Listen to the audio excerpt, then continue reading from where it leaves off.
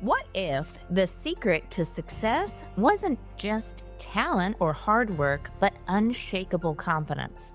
Welcome to Grasp Confidence, the podcast where visionary thought leaders, speakers, and entrepreneurs unlock the mindset and strategies for lasting success.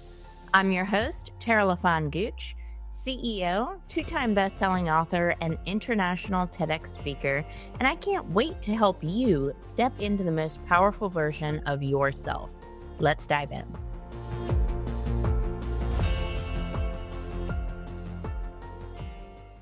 Welcome to Grasp Confidence Podcast, where we explore the journeys of individuals who have mastered the art of self-assurance. Today, we have the pleasure of hosting Dr. Joe Burns, a distinguished figure in the field of financial planning and literacy.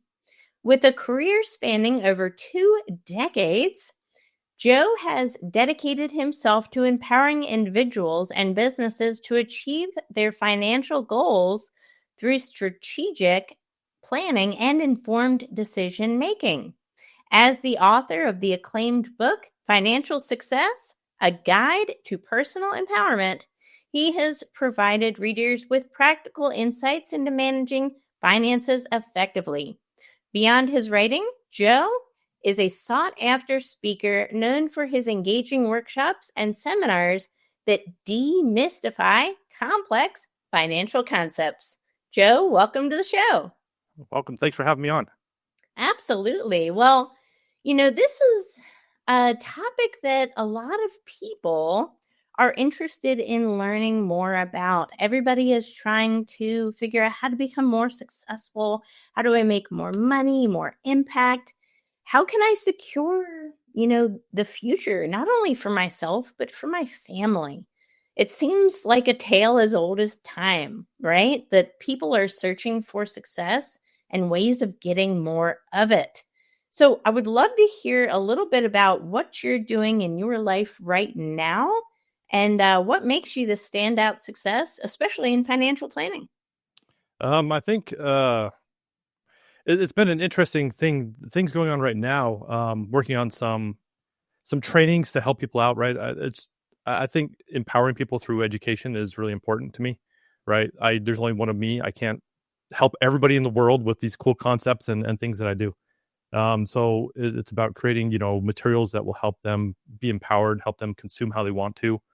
So it's kind of cool, right? Just creating, frameworks and things and successes I've seen throughout my life, and then bringing them to people in a way that they can consume them, right? Because everybody consumes differently. I consume different than you do, the information, and so it's really just kind of trying to bring it as much as you can, as one person's intellect can be brought to the masses. So that's kind of fun. Just getting out there, talking to people and then helping them kind of see finances aren't a dangerous, scary place, but we've been taught that they are. And so a lot of it's shut down. We don't necessarily approach it in a way that's even pragmatic. It's more emotional, right? Every time we approach our finances. So if we can kind of demystify the emotional side of it, then people can start, they can plan for their futures. They can say, hey, here's what my finances look like. It doesn't matter really what they look like. And that's, I think, the biggest problem I have with people, right? Because they want to say, oh, my finances look like this. I should be here, or this is my age. I should be in this place. And I'm like, but everybody's different. We all have different journeys of how we got to where we're at.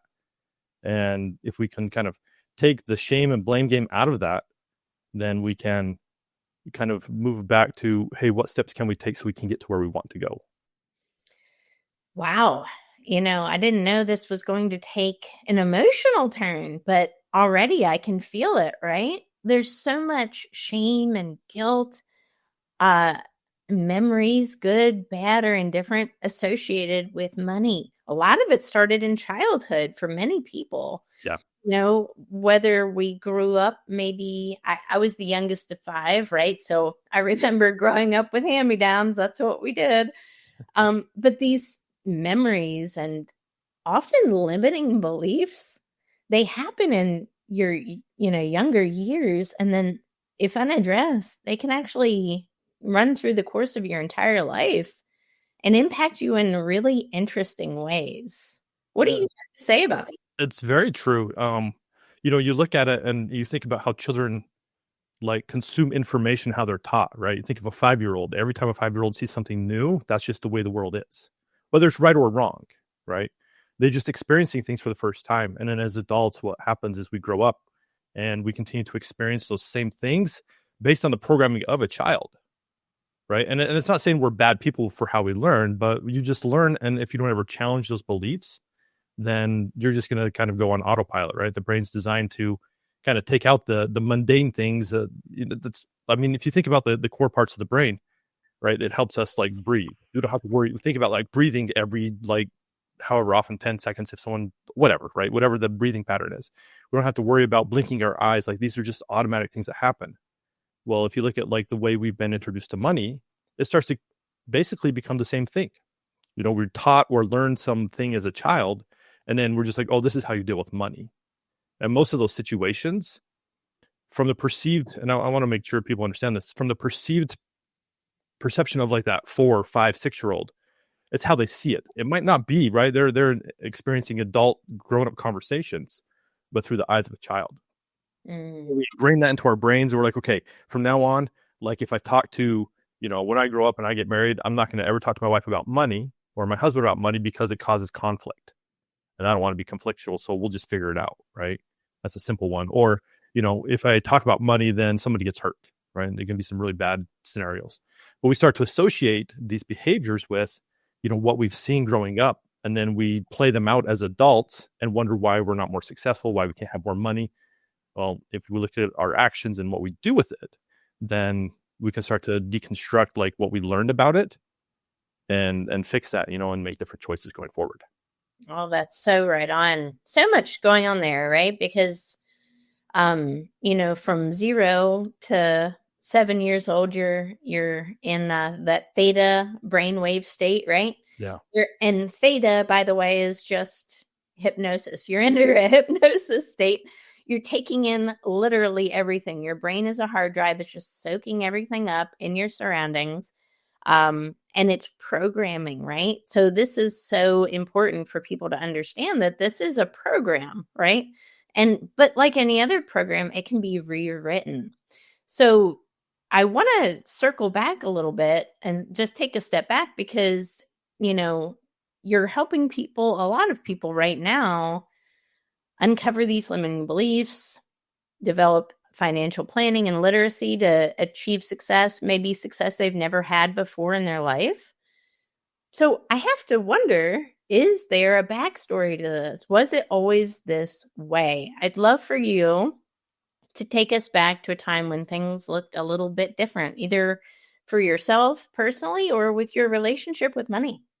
Yeah, I think so I wasn't always in the sector. I did a lot of tech work growing up. I was smart with computers, and then made a jump much later. But if you think about probably the pinnacle moment of all this was 2008. So, the United States was going through not a fun time at that point in time. Oh, yeah. The financial crisis of 2008. And the funny thing about it is that it didn't affect me or where I was working, which was crazy, right? Everything happened at that time, but it wasn't because of that, right? There were a lot of people who, their life savings was decimated, like they lost jobs. But mine happened because of my wife. So a little bit backstory on that. We got married really young. This year will be 24 years that we've been married. So we've had a lot of journey together.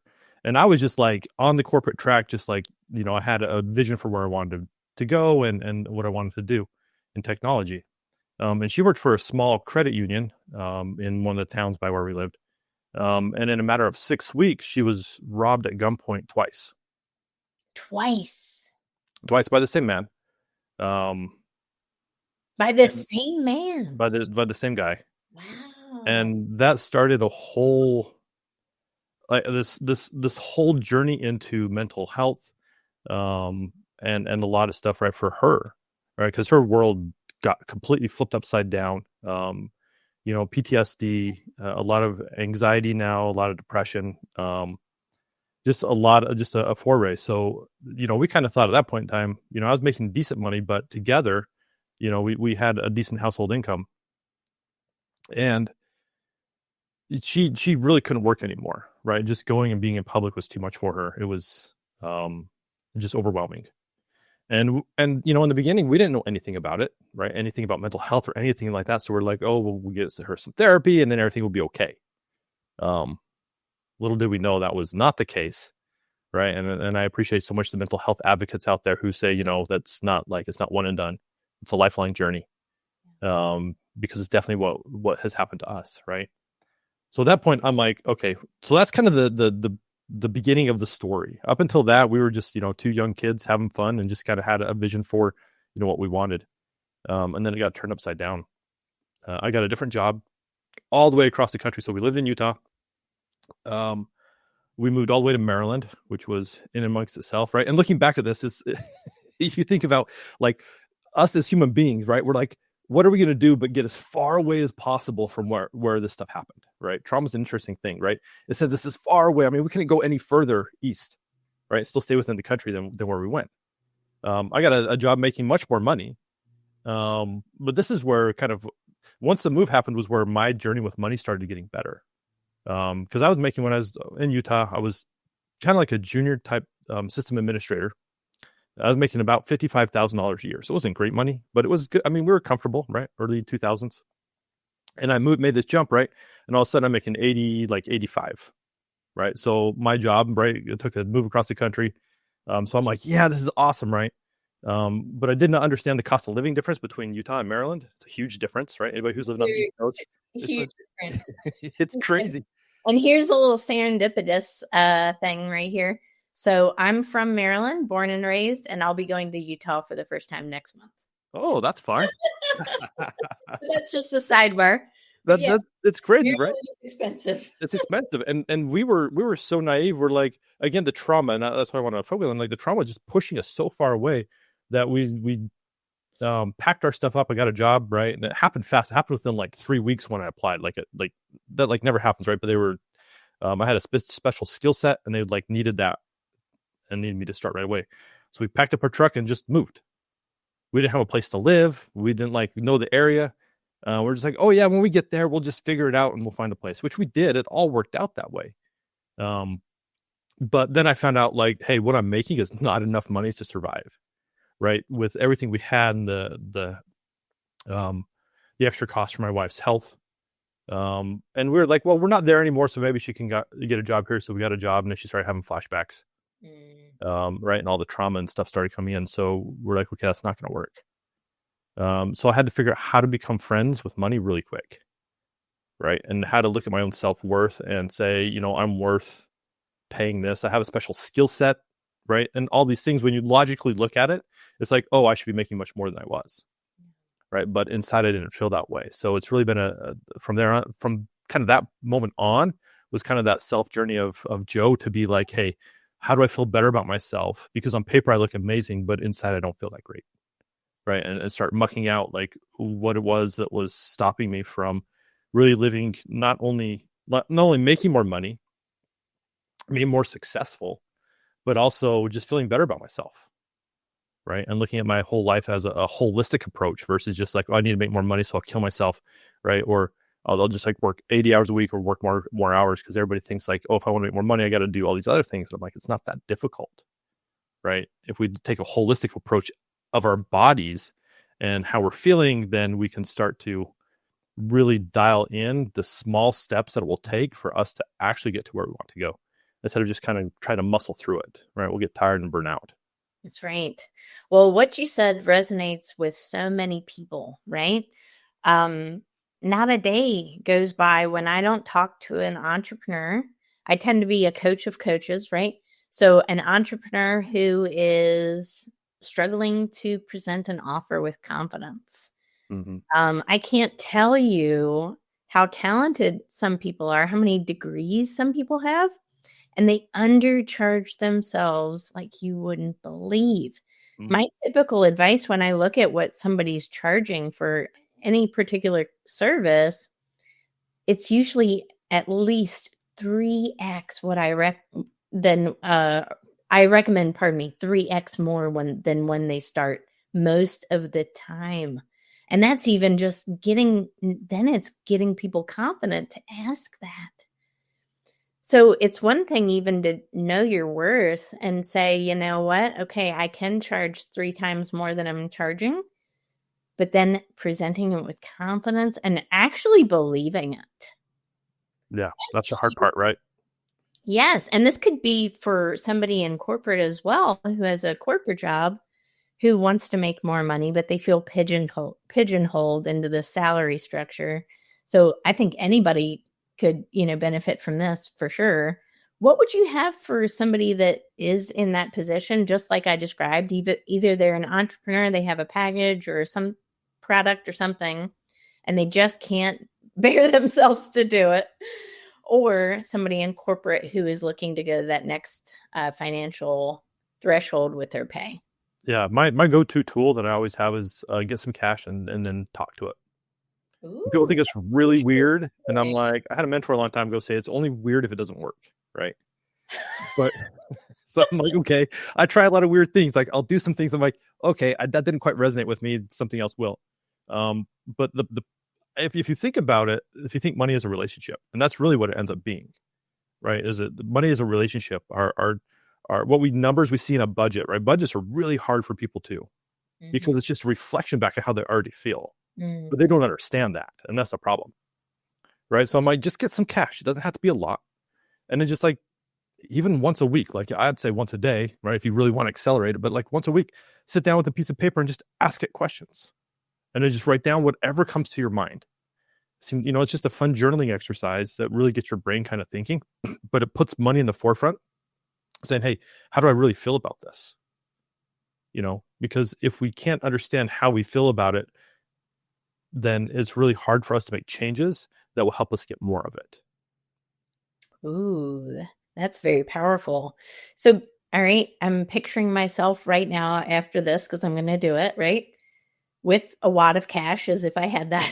Yeah, yeah, To the like I bottom. say, that doesn't require a lot. If you have a lot, like there's lots of different ways to like get that right. If you want a lot to like overwhelm yourself, go get like $100 in ones, Okay. right? Oh, I You like just that. want a lot, right? Yeah. Because it's not about the what our brain perceives as it. It's the visual representation of what that looks like.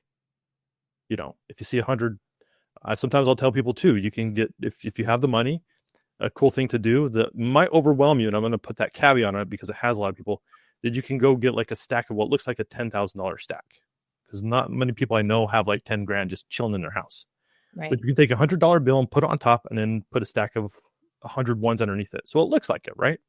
And then just set that on your desk and see how you feel, right? Because we all want more money, but a lot of us again aren't willing to do what it takes to have that relationship, because it's really just a relationship in the end, like we have with our parents, with our siblings, with our best friends. And a lot of times with money, we've been taught mostly just to hide it, right? We never talk about how much we make at work. We never talk about how good or bad our finances are or what's in our bank account, right? Because we feel, again, back to that shame thing. We've been taught that, oh, it's not appropriate. Well, why is it not appropriate, right? I'm having a bad month. It sucks. I have like $5 in my bank account, but life's good. Maybe. Or hey, this month we killed it. We have like 10 grand in the base, right? We put our self value attached to what that number is. And it's really hurting us in the end. That is so powerful.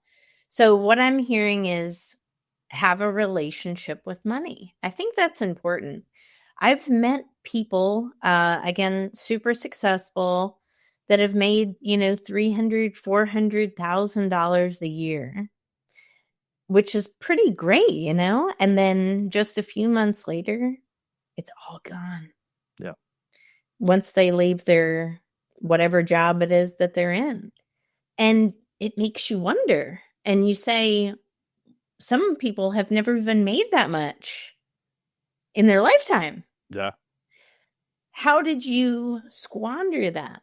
Right? It's hard. And it's a relationship thing, I think. I think you're right with that. Yeah.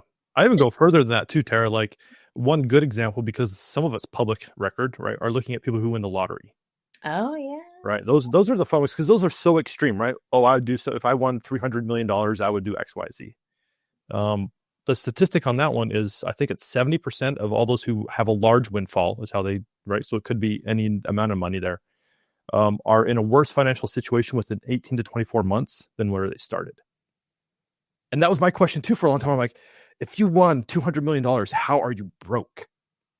But it makes sense, right? If it's, again, money just reflects back to us how we feel about ourselves. And if it's a large amount, it's like a huge mirror.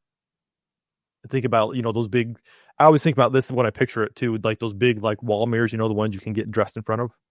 And if you got a large amount of money, it kind of ends up being like that. And then be like naked in front of that mirror and see how you feel about yourself. Right? It becomes really raw and real really fast. And so what are they going to do? They're going to shrink what that mirror is that is reflecting back to them in a way that they don't have to deal with all the things they don't like about themselves. I actually have an analogy for this. So I believe that I kind of think of us all as, vessels. Maybe we're vessels of a certain size, maybe some smaller than others. And, if we're a light bulb, you can think of it as a light bulb. If you take a 60-watt light bulb and try to put 100 watts of electricity into it, the light bulb is going to burst. Mm-hmm. Nothing wrong with the light bulb necessarily. Nothing wrong with the energy that went into it. It's just that it didn't have the capacity to hold. So same thing with the vessel. If you have a small vessel, let's say, and you get a huge amount of energy into it, the vessel can't contain all of that energy. It's going to break. So that's kind of interesting, right? So the relationship we have with money is really telling, right? Because, oh my gosh, who would think you would make $200 million and then blow it or be in a worse financial situation? Yeah. Like how it's crazy. Wow. So one thing that you mentioned is, have a relationship with money, talk to money. When we're, talking to money, we're asking it questions. I mean, I want to be really literal here like literal, like ask questions out loud to it. Like literally, hey, where are you? What's going on? Like, interesting. Those are some good starter ones. Yeah. Like, who are you? Right? If we're trying to become friends with something, like it's fun to investigate. Think about, and I always tell people, like, think about like this is a new person that you just met, that you kind of like, about, and you're like, hey, we might be able to be friends. What would you ask them? What's the vibe you get around, like, that kind of networking 101 kind of questions? Use those if you have to. Right? But whatever, because it's a really foreign concept to like talk to this inanimate object and expect a response. But our brains are going to tell us kind of how we feel about these questions. Interesting. And I think that if for people who don't really know me, like I'm a very literal person as well. So when I first got this, I'm like, there's no way, this is stupid. Like, it's not going to talk back to me. Like, I'm like, the creativity side of myself is not well, right? Which is kind of funny because my wife is like a fiction author and like all that like just flows through her. So I'm like, I struggled really hard. But then when I got kind of in the cadence of being like, okay, just be real with yourself and ask questions that you might not want to know the answer to. And see what happens. Powerful. Okay, so that's great. So let's say somebody does that. Let's say they start having a better relationship with money by talking to it, by looking at it more frequently, giving it attention, essentially, right? Yeah. Yep. Just like you would do in any relationship. I think that's important. I heard somebody say one time that money is a cruel mistress. If you don't pay attention to her, she will leave you. Yeah. That's that one too. Yeah. What would you say to somebody else? All right, you know what, Joe, this sounds great. I'm working on it. I'm talking to a stack of money. I'm asking it questions. What else can somebody do to deepen their relationship with money? I would say the next thing that has been very successful, especially with clients who have clients who make a lot of money and little money, and the tools kind of all work the same, which is, again, interesting because it's not like any amount of money ever graduates you out of this work. Right. The next step, I would say, okay, now it's time to actually look at your budget. Because budgets, again, are going to tell you what is. And a lot of people hate when I talk to them about budgets. And I'll be honest, I wasn't always a budget fiend. I wasn't always like, hey, you should like put all your money in the spreadsheet and then like it, because it sucks. Like, one, it's a lot of work if you don't have a good budget. Two, again, it's just a different kind of reflection back at us to say, hey, here are my bills going out and here are my money coming in, and they don't match up. Right. One's higher than the other, and it's probably not in the direction you want. But that would be the next step. Like get an actual budget and do it simple. Do it as simple as you possibly can. Like I literally, for most of my clients, I have a column for expenses and a column for income, and just add that up. It doesn't have to be fancy because obviously, if you look at budget, like real budgeters online, like there's all kinds of templates you can get and all that craziness, and it can be very overwhelming, right? But again, we have to know, like, if we're going to have this relationship, we want to know where our friends are at, right? Yeah. We don't want to forget them or be like, oh, I don't know, because it still causes a lot of anxiety. If we have it on paper, then at least we know what's coming, right? And if we can really minimize that amount of stress in our lives, we'll start to feel more confident in what's actually happening, and we'll feel more confident in where our money's going and where it's coming from, right? We don't think about, like, it's March right now. We don't think in April, oh man, I don't know if I have enough to pay the bills or the rent, or I don't know if I can buy, something I've been looking to get, or if the kids have a problem, I'm not sure how we're going to solve for that. No, like, if you do it like project, right? And this is kind of the corporate part, right? Because they do projections and all that fun stuff. You don't have to go that crazy, but really just start projecting a little bit, even a month ahead. And it starts bringing the anxiety and that stress down a little bit. I love that. I think the anxiety and the stress is huge, right? Because again, going back to childhood and programming, we probably saw our parents stressing over the checkbook. I remember my mom vividly. I can see it now. She used to balance her checkbook at the kitchen table, and inevitably, Joe, I would see the worry rush over her face, right? And as much as parents try to hide it from their children pick up on all of this, because shortly there followed, it would be, can I get this? No, I'm sorry, right? And then it's shame, and then it's guilt. And then what you do constantly, you're making a shame and guilt sandwich all day long, and it's about money. So of course money has a negative connotation to you, and you have a bad relationship with it. And the moment it comes to you, because you don't believe it belongs to you, it goes. Yeah, 100%. It's so psychological. If you believe money belongs to you, it will come to you. Trust me. It really will. It's kind of amazing. This is, really powerful too, because a lot of people are practicing money affirmations and, again, trying to have a better positive relationship with money. Is there something like that you recommend to people as well? Either if it's a positive affirmation or some kind of programming to help? Yeah, I mean, affirmations are great, right? Because they help start reprogramming our brains and how we think about it. Just overall, again, looking at how you feel about yourself, how you feel about the other ones. Like, I do have a framework I use that one day I'll publish more about, but I call merit, right? Because money is only one of the 5 pillars of, I would say, resources in life, right? We also have energy. We have real relationships with people. We have our knowledge or intellect, and we also have time, right? And when you look at all these other things, we've been taught to compartmentalize all those different things, right? Money's over here, time's over here. I only have so much energy to do.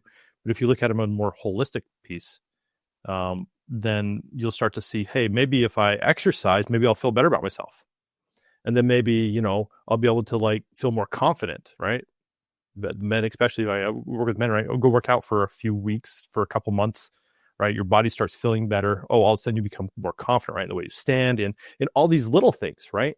And then the money just kind of follows that, right? Or time, oh, I don't have enough time. Well, how can we time hack, right? Is it that you're worrying about the wrong things? Is it that you feel like you have to take care of everything, right? A lot of women and moms are like, oh, I have to take care of all the household. Well, can your husbands help? Are they willing to help? Have you asked them to help, right? If you can't, business owners, right? Is it time to hire maybe that personal assistant?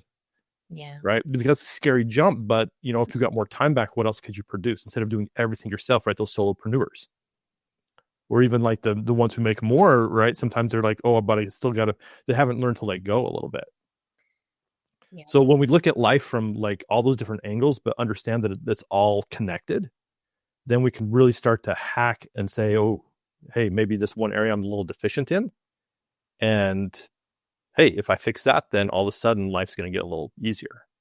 One perfect example of this is I didn't realize for the longest time I have a gluten intolerance.